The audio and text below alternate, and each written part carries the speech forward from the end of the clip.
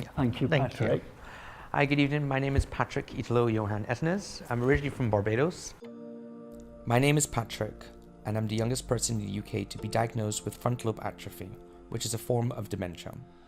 That's me presenting to the Transform in Manchester, talking about issues that LGBT plus people affected by dementia may face. When I was diagnosed, I felt alone, and I did not know where to turn. Services didn't suit a young gay man with dementia. I didn't and still don't have a partner to help support me. While mine and everyone's experiences of dementia is unique, there can be many challenges that are specific to a person's sexual orientation or gender identity. I met with people from the communities to find out more. I think one of the problems we find is people feel that they'll be discriminated against, maybe even when they won't. We call that internalized homophobia or transphobia. That's Jenny Ann. She's a trans activist who runs the Transform Trans Network. She's making huge moves in trying to improve the lives of gender diverse people affected by dementia. So I have one question I've written down. So yes. We found research that people from the LGBT communities are less likely to reach out for support and information. Why do you think it is? And older LGBT people often experience stigma, having lived through times where they were treated as criminals or unwell. Is this true? That's absolutely true.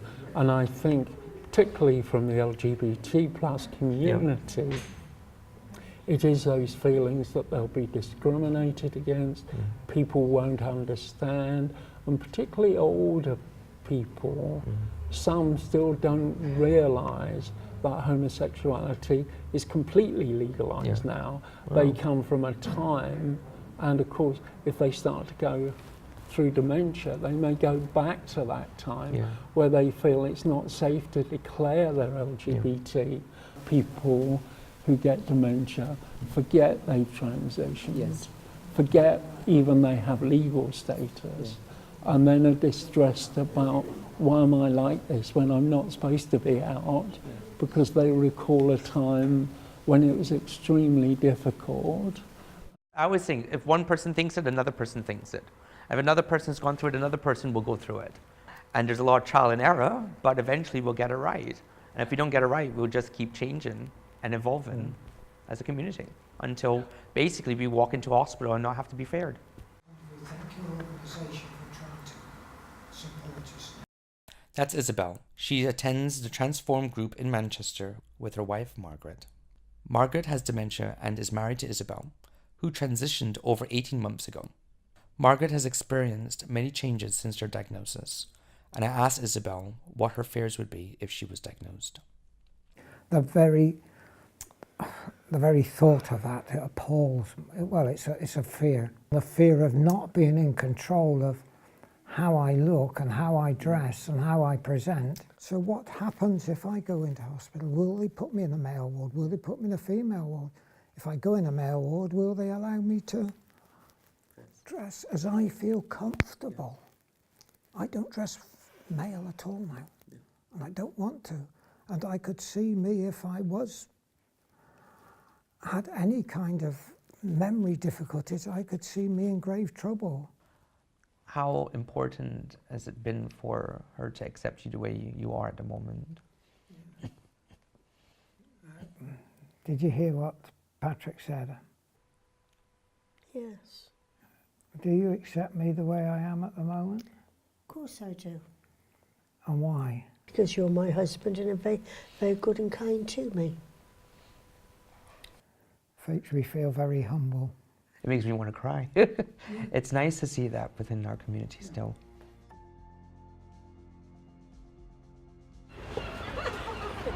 Oh, so good to see you, darling.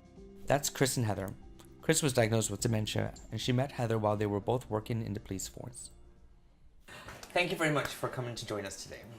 And I know you guys have met me before so many times, especially you. Yes. But for the documentary, I wanted to ask you all a few questions. Have you felt stigma towards your relationship? For me, it was very much a case of having been in the police force. Yeah. It really wasn't accepted then, even though they say it would have been all right. So I never openly admitted that I had a relationship with a woman. And some of my family know and some of my family don't know. But I think if people ask me, I'm prepared to tell them.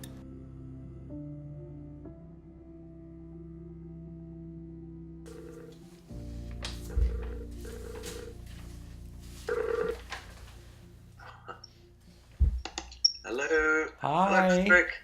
How are you, Mike? Yeah, very good. How are you? I'm just going to bring Tom in a little bit. Okay. There we are. There he is. Hi. That's Mike and Tom. They couldn't travel to Brighton to meet me due to Tom's health issues. I asked Mike to explain a bit more about Tom's diagnosis. We both have something in common, your partner and myself. We're both HIV positive. And there is something that your partner has which is very unique that not many people know about, which is HIV-related dementia.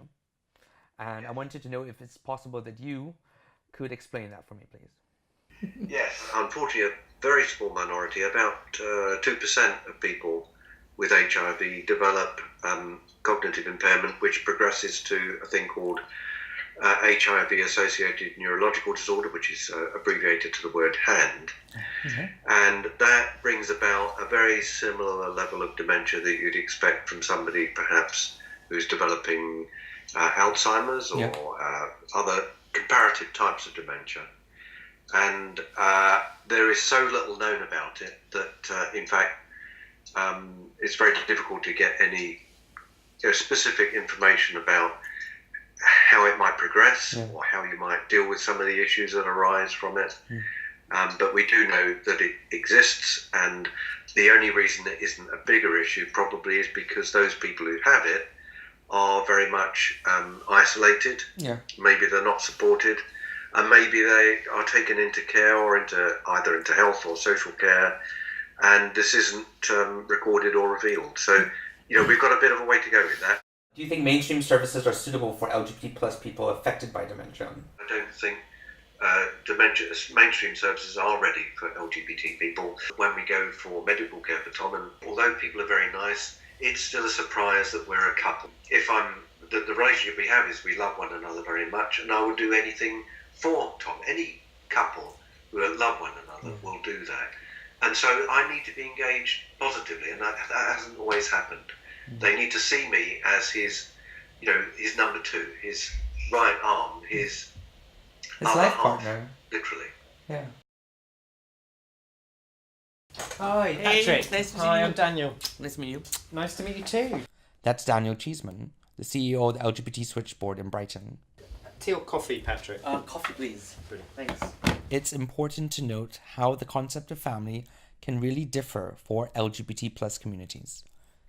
People like me have no long-term partner or family close by to support them, and we rely on our network of friends.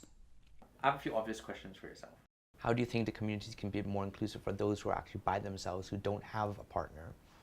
Yeah, I think that's a whole community movement, and being an organisation in Brighton and Hove, which has quite a high demographic of LGBT people living here, I think we have to kind of look out for each other, and we've got examples through our Older Persons project of where we are aware of those people that haven't got the kind of traditional connections that people might have, and kind of looking out and working and advocating for those individuals in a different way, really, but with them, not for them.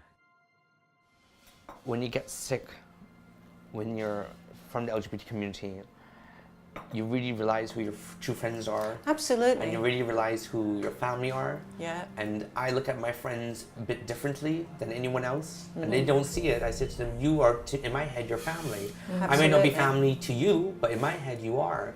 Because You're family to us. yeah, I know. Yeah. That means a lot.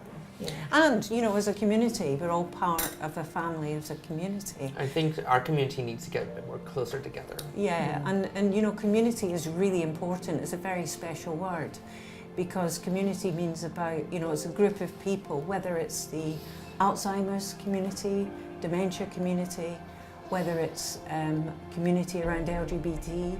Community is really important because it indicates there's a group of people We're stronger. that are looking out for each other, embracing each other, and together we will be stronger.